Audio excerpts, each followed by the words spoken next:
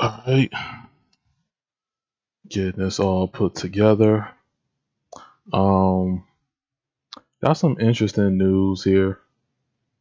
Figure I go on and give my opinions and my thoughts on some of the subjects in gaming, and overall give my opinion on some titles.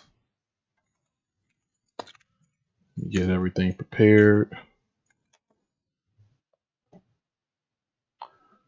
Let's see.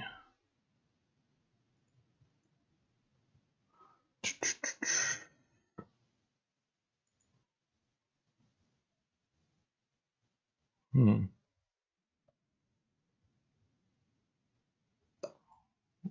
We'll add that in. Okay. So listen, Google Stadia is not looking too well. Now, I'm not purely judging it based off of these articles and all the news that we've been hearing or seeing over the internet, but it raised an eyebrow. Now I'm going to type in Stadia here just so we know. Hey, what's up, Brooklyn? How you doing, man? Let me share the stream out so I could tweet this. Share that on Twitter.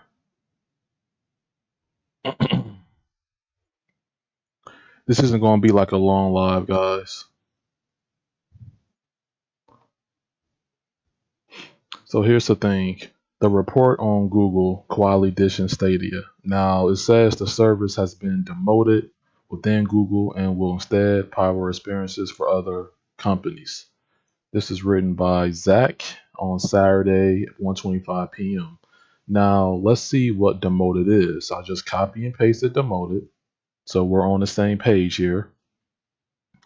It says, according to dictionary through Google, Oxford Languages, give someone a lower rank or less senior position, usually as a punishment. Now, all the reports of saying Google Stadia is dead, nobody's playing Stadia, of course that's nonsense and that's misinformation. And I'm doing pretty well, Brooklyn. Thanks for asking. So misinformation would be a title as in Google Stadia is dead or nobody's playing it and things like that. But if Google is not making Stadia its main priority, I could see that. I mean, they have different businesses going on, they're behind the scenes within different deals. It is perfectly understandable as to why the service has been demoted. It's just not a top priority, regardless of how much money that they have invested into it. Now, I can go on and read this whole article to you, but I could put this in a description in case you guys want to read it on your own. It's saying here that it now seems that the plan over at Google Stadia is to focus on lucrative deals with other companies to create and power experiences for them. And oddly, folks have already seen some of these deals with a recent game found on Peloton bikes actually powered by Google Stream, reportedly the new name for Google Stadia's technology. And that's perfectly fine. You know, them changing the name to Google Stream, actually, it actually makes more sense for it to be Google Stream because it's a cloud streaming service. And from the official Twitter from Google Stadia, if you hear one thing, hear this. The Stadia team is working really hard on a great future for Stadia and cloud gaming. We hope you agree, and we know the proof is in the pudding. So, all these outrages and these misinformation articles or headlines saying that Stadia is dead or nobody's playing it, I mean, even I know that that's completely false. But one thing I can speak on, and we're not talking about the performance,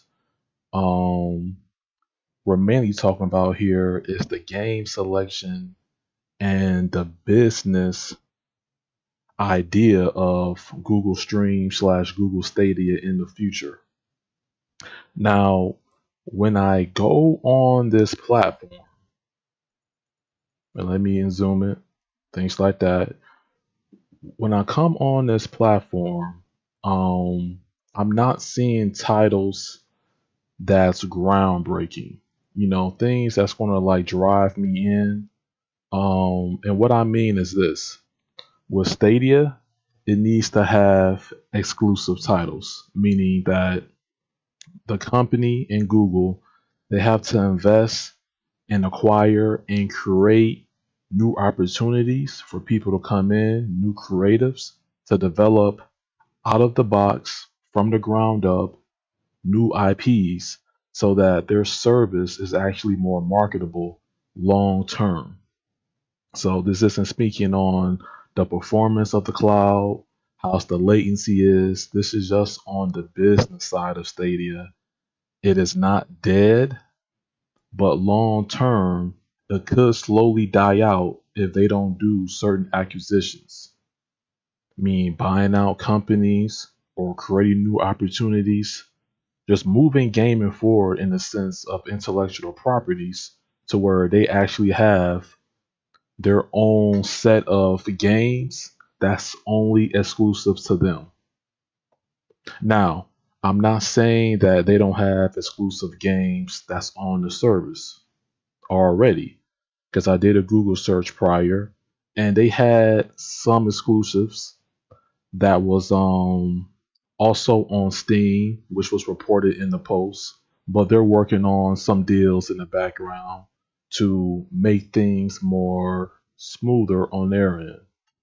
So one of the games on here is Control.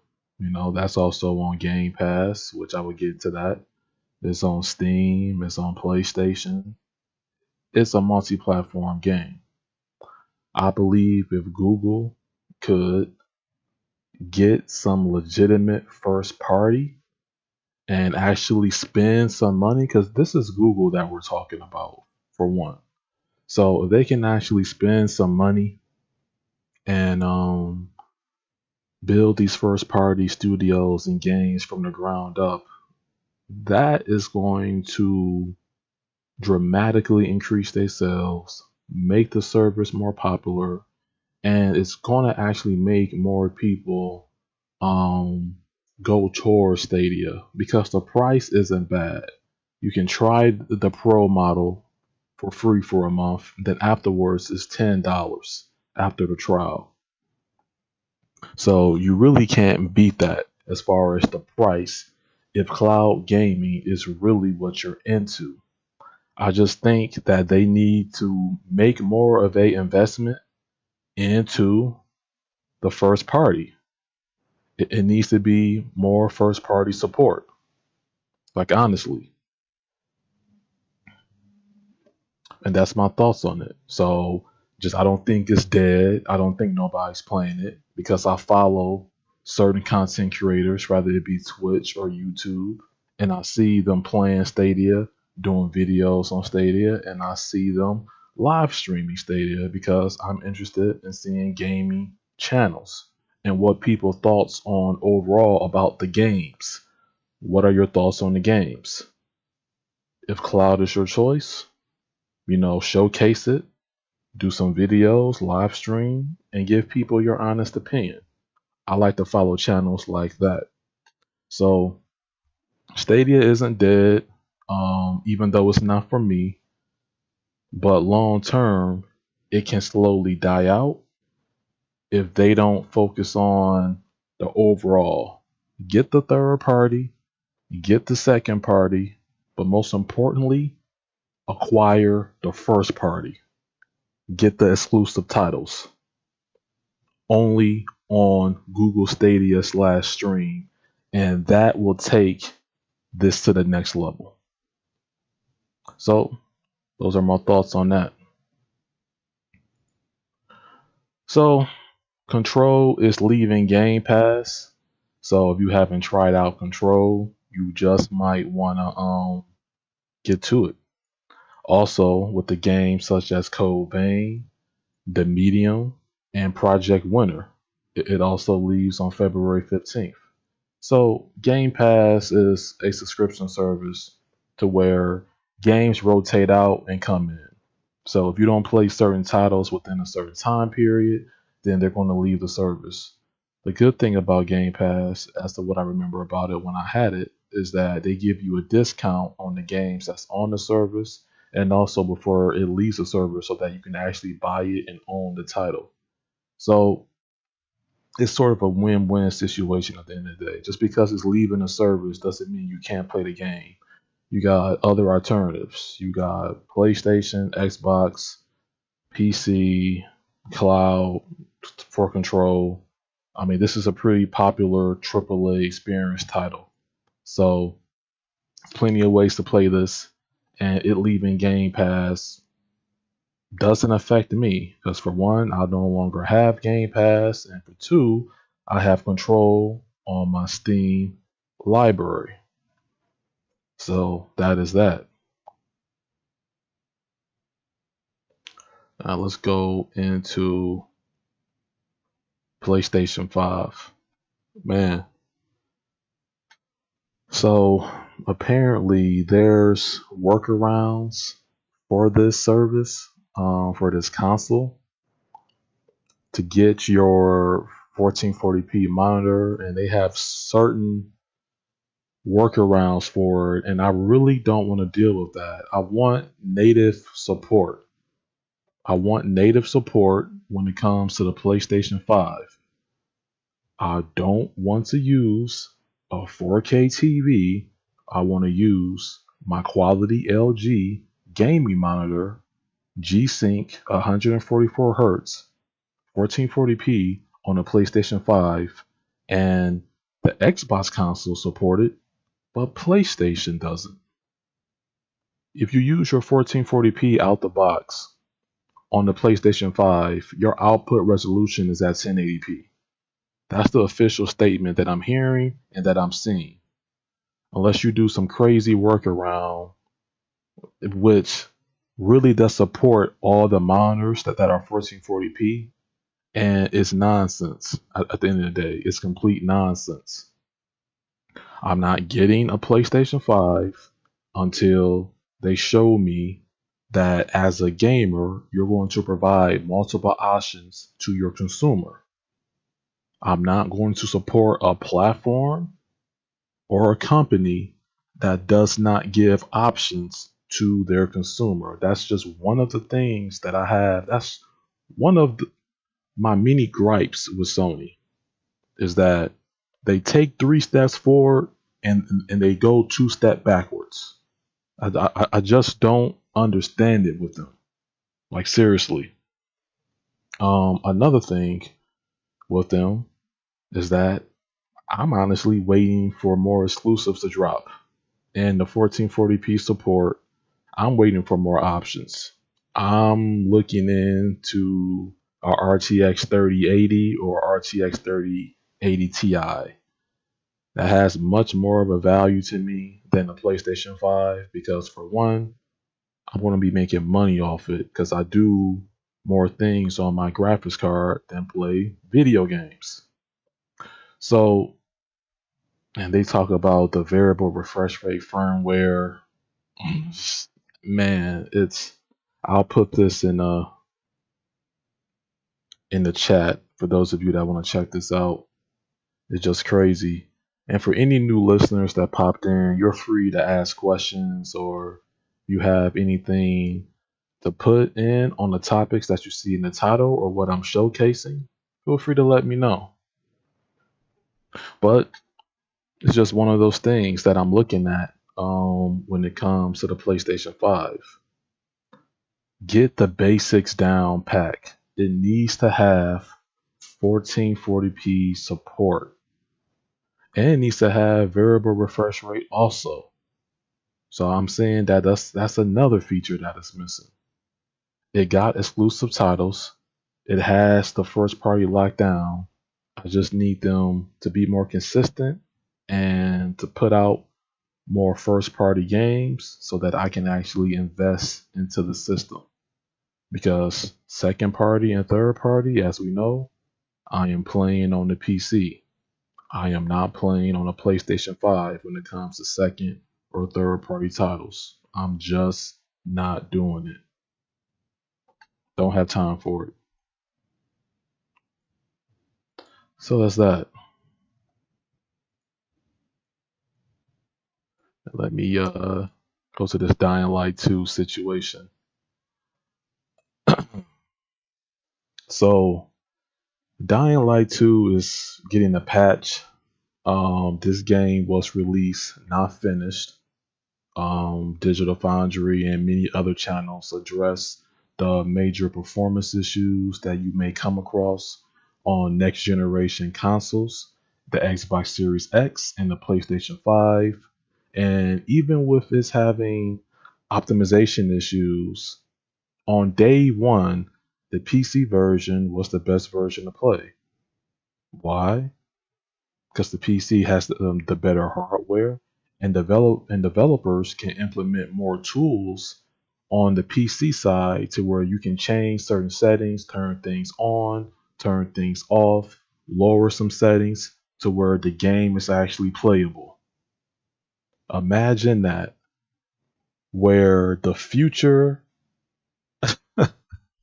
of gaming is unoptimized games, broken titles, lazy development, and these gigantic or multiple size patch updates to where you finally get a reasonable product. I just don't agree with this at all. Hey Truth Diva, how are you doing? Welcome to the show. I just don't agree with this at all. Um, I will wait until maybe the summer or the fall when this game is like 40 to 75% off and wait until all the bugs are ironed out. And then I will play this on my PC. But I did not play the first game. So I heard the first game was great. It performs well. The story is nice. And I will be playing that hopefully sometime this year. And then later this year, I will be playing Dying Light 2 once it's worked out all of its issues or majority of the issues. Because seriously, when I saw the Digital Foundry video, it's like 3200 by 1800p when gamers are buying these 4K TVs, and they can be budget, mid-range, high range. Bottom line is that people are buying these 4K TVs, and these resolutions should be as close to native as possible. Performance mode on Dying Light 2, day one should have been 1440p 60, and resolution mode should have been 4K 30. And that's just my honest thoughts on it. It should have just been more consistent and have people choose between resolution and performance mode. Because if you can't get a native 4K 60, then the least you can do is bump it down to 1440 and have it be 1440p 60 on performance and 4K 30 on resolution mode. That's just my honest thoughts on it.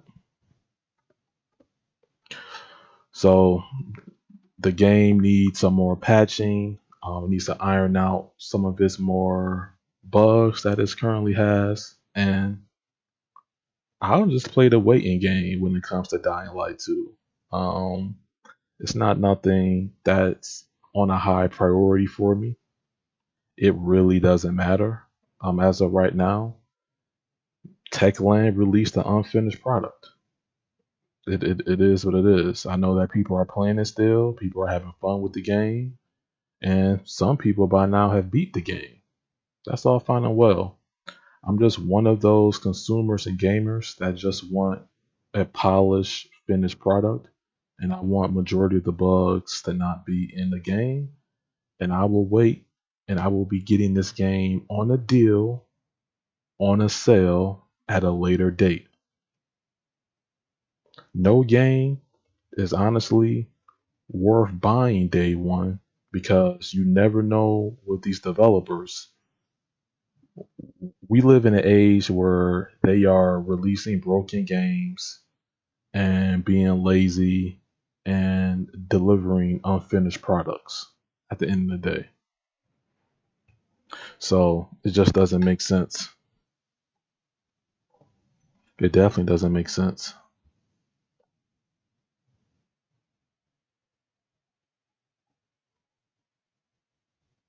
Hmm. Having it improve for DLSS performance are also inbound, which can make playing Dying Light 2 at 8K more enjoyable. Yeah.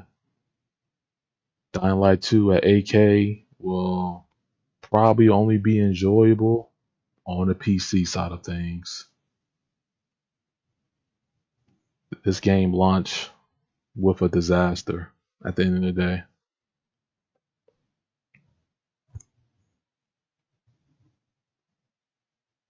Let me see something.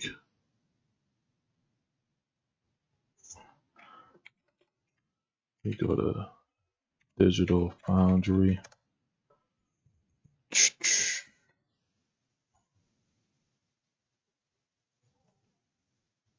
Actually, should be in a recent PC Tech Analysis.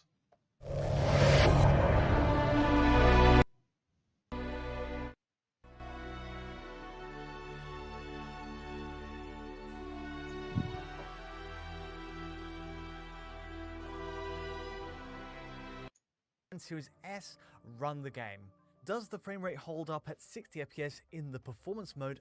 Yeah, but performance mode on the PlayStation 5 runs at 60. Only available to PS5 and Series But X. it's the And resolution likewise that does the 30 FPS target on people on Series S, Twitter, which across has Reddit, no other optional modes hold up. Xbox Series S, you get 30 frames. I mean, that's terrible. I mean, that isn't good.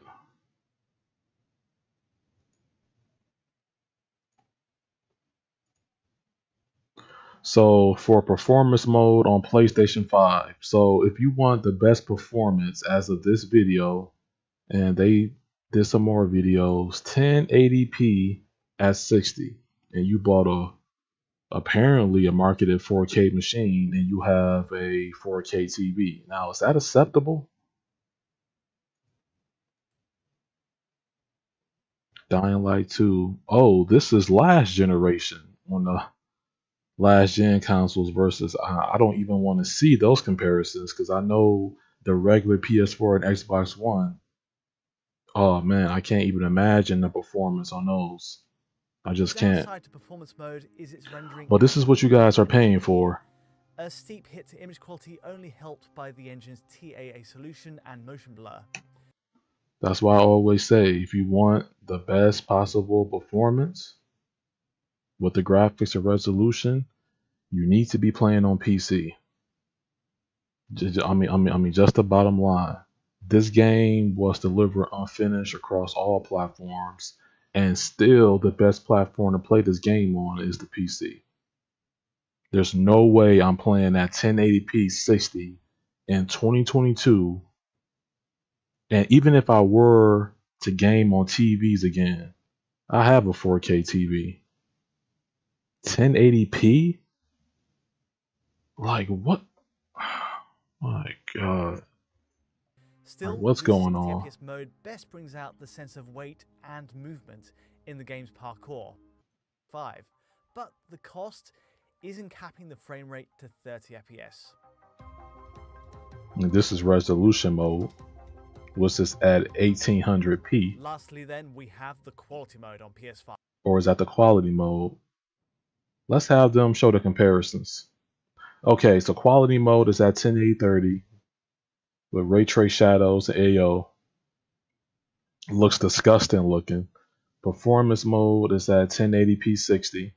And then resolution mode is at 3200 at 1800p at 30 frames. Guys, That is a failure. That's a failure. You paid the money for the Xbox Series X and the PlayStation 5. These developers should honestly be sued for releasing a broken, unoptimized piece of crap on marketed next generation consoles that supposedly be 4K. Nah, Is plain, nah, stripped of realistic shading that not good completely at foresee. all. With ray trace shadows enabled, character shadows also logically become more diffuse the further away it gets from the light source. In close interior areas, the difference isn't quite as vast, but outside, the quality mode has a huge impact. Yeah, the Split-free ways quality like mode this, got an impact. PS5 and Series X, which I'll get to, have a wealth of great options. It's obviously a shame we only get to pick one benefit though, 60 FPS, 1800p, or ray tracing, but at least we have leeway to define the experience ourselves. Also, sadly, ray traced reflections aren't So, who would want to play at 1800p at resolution mode, upscale to a 4K TV at 30 frames? When TVs by default has a higher input latency compared to monitors, what type of gaming experience are these developers trying to sell the average consumer on? Because honestly, like, this is a total ripoff to me. included in I'm just quality mode. being honest. We get a typical screen space method of reflections, in this case, one that's used regardless of mode or platform, with the usual fade out to detail towards the screen's edges. Still, the art I mean, at the base, the game looks good because of the 3D graphics of today. The game looks good. It looks decent across all three modes, but with a low the sun at resolution and dawn or dusk performance, makes arty that's shadows stick very out important immediately, when you're and for buying a me, new console. this is the game that opened my eyes to the worth of the feature. Overall, on PS5, Whenever you're getting new hardware, you want it to outperform the previous hardware, but you want it to be sort of a night and day difference, or you want a significant difference. And we're still at 1080p and 1800p, still in 2022. It's crazy. And then on the Xbox Series X, performance is at 1080p 60. Resolution mode is different though. 3456 at 1944. So the Xbox Series X, as far as the console version, and only the console version here, is the better out of the two. It runs at a higher resolution, but it runs at the same frame rate. That still isn't good. It's honestly a shame. Just when I look at these breakdown videos, these analysis, and just when they compare it or when they break things down, um, that's crazy.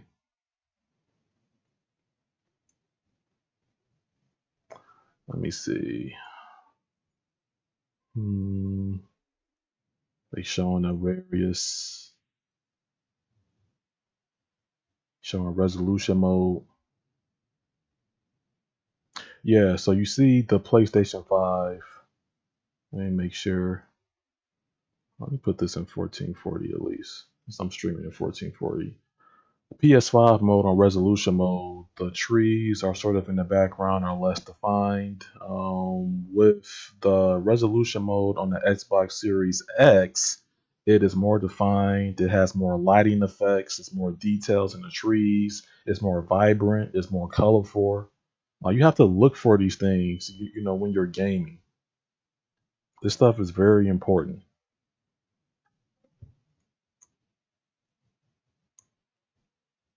And these are just breakdowns, just what I'm seeing. Performance mode, once again, I mean, it seems like, both versions out the box, they look good. They look real good, but there's some distinct differences. Look at the light and shadows.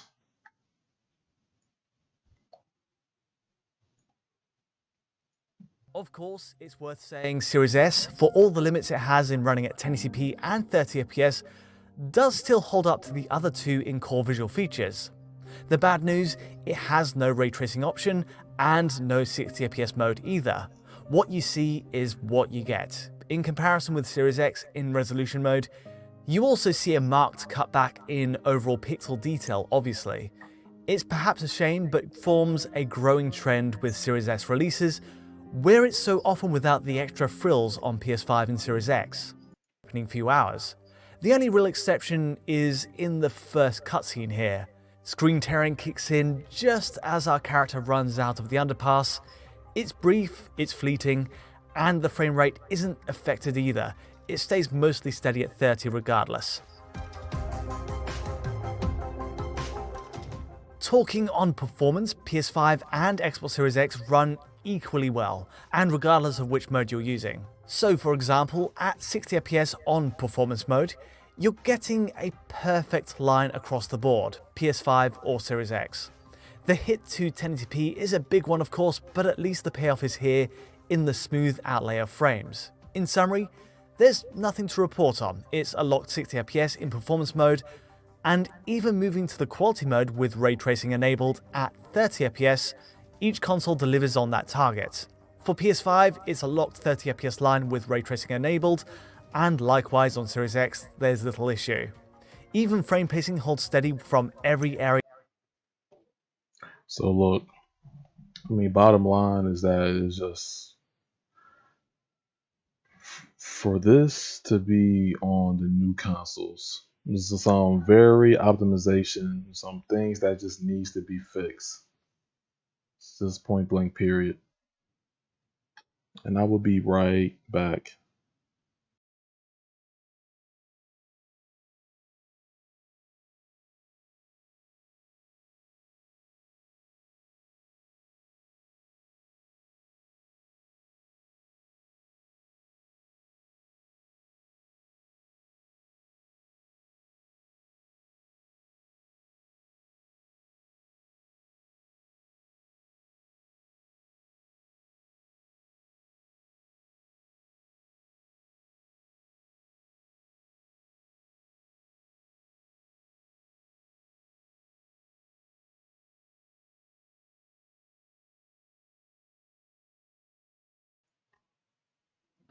All right, let's get past this. Hey, what's up, J Mac? How you doing? Yeah, this isn't going to be too long, guys. I might be here for 5 more minutes. I'm going to sit back and enjoy the rest of my evenings last night. Just want to come on and just share my thoughts on this, give my opinion, and ultimately get off. Let's see.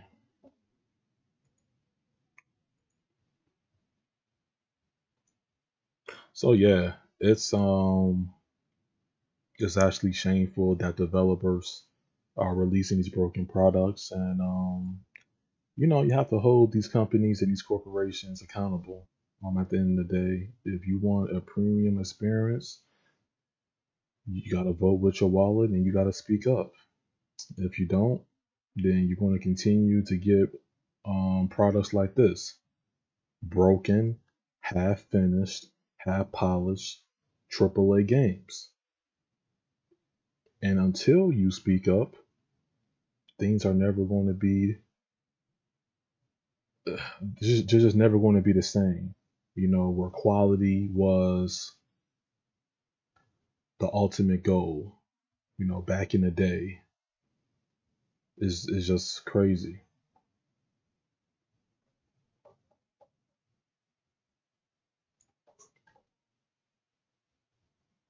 Dying Light 2 creates plenty of showcase moments, even from the start with its low-cast sun streaking shadows across woods to make ray tracing stand out. It's a huge upgrade next to the other modes, and well worth considering for anyone jumping into Dying Light's world. 3 consoles and 3 modes covered, but that's all I have for today. If you did enjoy this look at Dying Light 2, feel free to like or subscribe, and don't forget to hit that bell for notifications as Hey, Miss Octavia, how you doing? Hey, Sharon, how you doing? Welcome to the show. So yeah, I'm just don't support products like this until patches are due, until they fix certain things, um, and also until they just ultimately work on the game fundamentally. Iron out the bugs and things like that.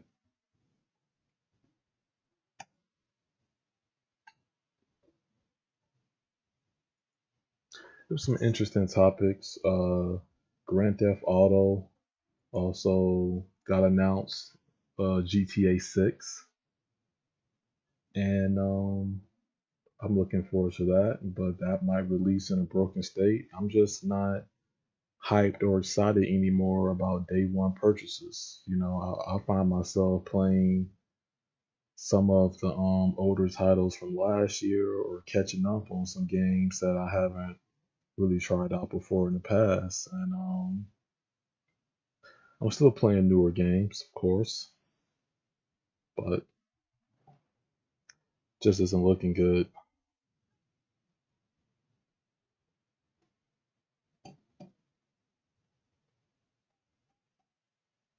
Now, one game that I am playing, and it is a PC exclusive, is Sword and Fairy 7. It is a Chinese role playing game. So it's a CRPG. And really, I mean, this channel is talking about, this is my tech channel, announcer channel. But this game looks absolutely beautiful. It's stunning, beautiful graphics, textures. I'm just taking my time in the game, which is why this is going to be a short stream because I want to get back into it. Because, yeah, like all the content creator channels that I've seen so far, yeah, they're benchmarking the game, but I'm wondering did they actually play through the story or did they beat the game or things like that? It just looks wonderful. Now, it hasn't added ray tracing yet. No problem with this, as I'm fine with subtitles and I love games being presented. And yes, it is a Chinese based game, so there are subtitles, but I don't mind reading. I watch Japanese anime. I read manga or manga, however you want to pronounce it. So it's perfectly fine to me. But this is the game that I'm currently playing. I will be showcasing this game on my channel, hopefully sometime this week. Um, if YouTube doesn't screw me over with my video processing, I may just live stream it because I don't mind doing a live. It's easier and I can just showcase the gameplay much quicker and at a higher quality because I'm live streaming at 1440p now on my channel. So I'm getting the new quality codec VP9 integrated when I live stream at least 1440p. But this game is absolutely phenomenal. Just what can I say? Let me showcase some of the screenshots. Let me just drag that over. Uh, and let me go to this. So this is the first screenshot that I took. This is towards the beginning of the game, and this is through Steam. It's pretty cool. And the graphics on this is crazy. The gameplay is nice. I'm going to be doing my first impressions officially through either a video or a live stream. But I posted this on my community tab and on Twitter. Um, yeah, this is absolute stunning. Look at the graphics on this game. And I haven't seen too many people talk about this game because, just most people go with the popular stuff or with the trendy stuff. But I think outside the box, I do my research, and this is a PC exclusive, which means it's only on PC. And you could probably stream this game with GeForce Now. And I say probably because it is on Steam. But this is my first experience with a Chinese role playing game, and I am just having a blast.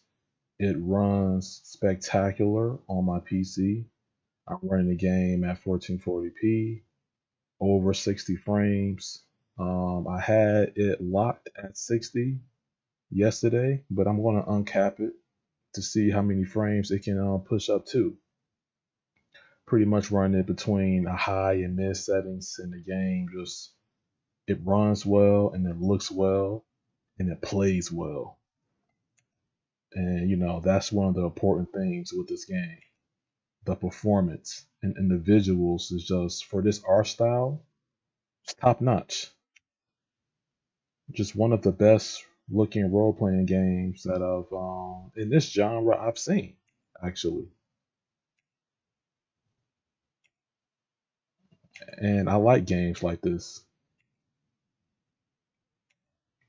Even the evening scenes or night scenes are good. I had two boss battles so far. Those are pretty those ran pretty well. And these are just screenshots that I've been taking from my game. Um and I have it mapped to F12 on my keyboard. So whenever I see something cool or a great looking environment, I take a screenshot of it. And what's cool about Steam is that once I'm done with the game, I can upload all those screenshots directly to Steam Cloud, and I can showcase that on my platform, and they can be on my Steam account on the cloud.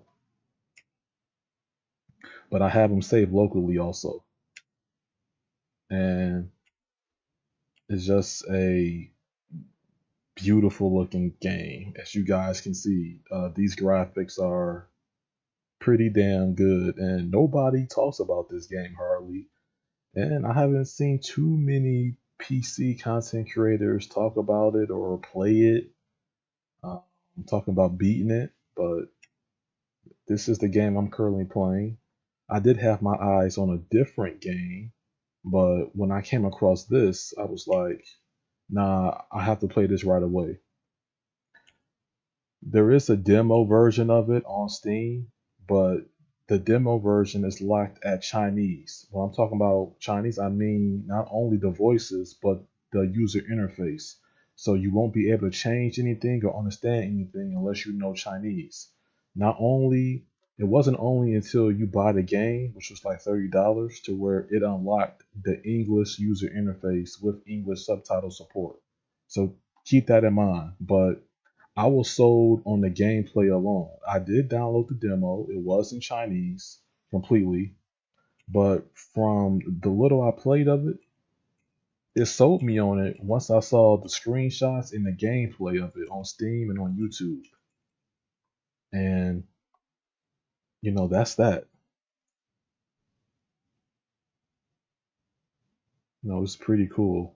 And this channel was talking about the game, Digital Foundry, and this got over 100K views, so people know about it. But it is a high-end PC exclusive that nobody is really talking about. It does have some truth to a certain extent, and I'm going to stop it here because I don't want to show certain scenes that I haven't seen before, and I just want to play the game, beat it, and showcase it on my platform. So yeah, that's about it. So I'm playing Sword and Fairy 7. The other six titles had translation issues or they're completely in Chinese, and this version was one of the first games to be translated successfully or pretty decently, and it's a enjoyable experience. So that's really about it on that. So thanks everybody for tuning in. I appreciate you. And until next time,